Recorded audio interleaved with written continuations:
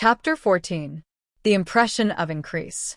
Whether you change your vocation or not, your actions for the present must be those pertaining to the business in which you are now engaged. You can get into the business you want by making constructive use of the business you're already established in, by doing your daily work in a certain way.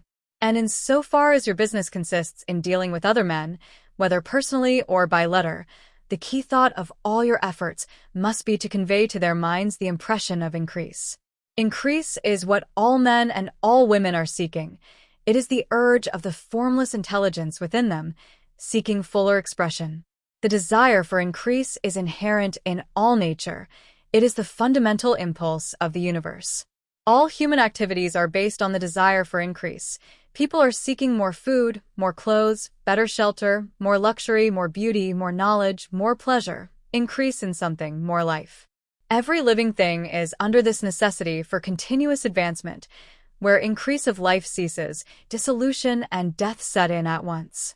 Man instinctively knows this, and hence he is forever seeking more. This law of perpetual increase is set forth by Jesus in the parable of the talents. Only those who gain more retain any. From him who hath not shall be taken away, even that which he hath.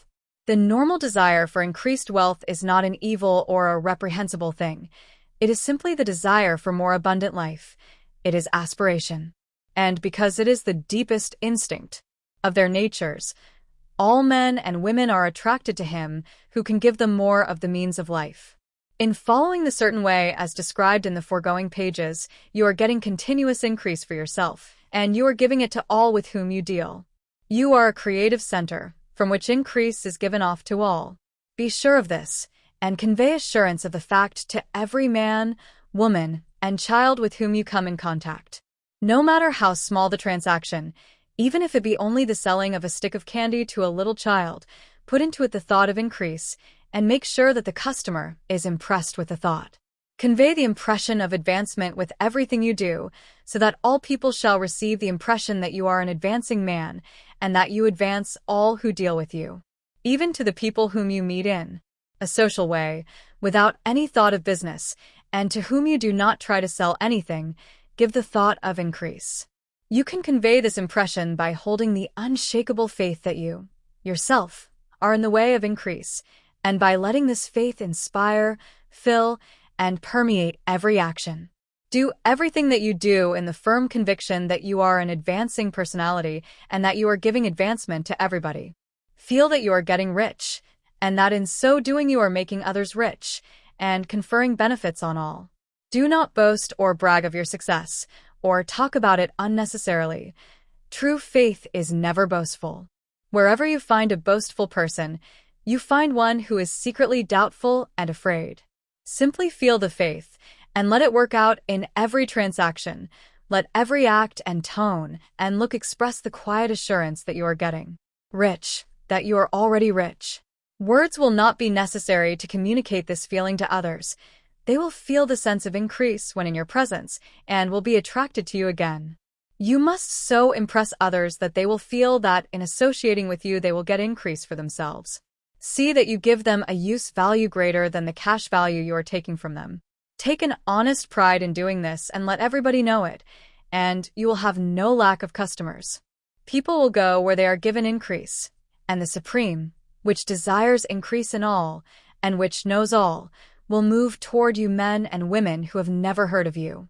Your business will increase rapidly, and you will be surprised at the unexpected benefits which will come to you. You will be able from day to day to make larger combinations, secure greater advantages, and to go on into a more congenial vocation if you desire to do so. But in doing all this, you must never lose sight of your vision of what you want, or your faith and purpose to get what you want. Let me here give you another word of caution in regard to motives. Beware of the insidious temptation to seek for power over other men. Nothing is so pleasant to the unformed or partially developed mind as the exercise of power or dominion over others. The desire to rule for selfish gratification has been the curse of the world. For countless ages kings and lords have drenched the earth with blood in their battles to extend their dominions, this not to seek more life for all, but to get more power for themselves. Today, The main motive in the business and industrial world is the same. Men marshal their armies of dollars and lay waste the lives and hearts of millions in the same mad scramble for power over others. Commercial kings, like political kings, are inspired by the lust for power. Jesus saw in this desire for mastery the moving impulse of that evil world he sought to overthrow. Read the 23rd chapter of Matthew and see how he pictures the lust of the Pharisees to be called master, to sit in the high places, to domineer over others, and to lay burdens on the backs of the less fortunate. And note how he compares this lust for dominion with the brotherly seeking for the common good to which he calls his disciples. Look out for the temptation to seek for authority, to become a master, to be considered as one who is above the common herd, to impress others by lavish display, and so on. The mind that seeks for mastery over others is the competitive mind, and the competitive mind is not the creative one. In order to master your environment and your destiny, it is not at all necessary that you should rule over your fellow men, and indeed, when you fall into the world's struggle for the high places, you begin to be conquered by fate and environment, and your getting rich becomes a matter of chance and speculation. Beware of the competitive mind. No better statement of the principle of creative action can be formulated than the favorite declaration of the late Golden Rule, Jones of Toledo. What I want for myself, I want for everybody.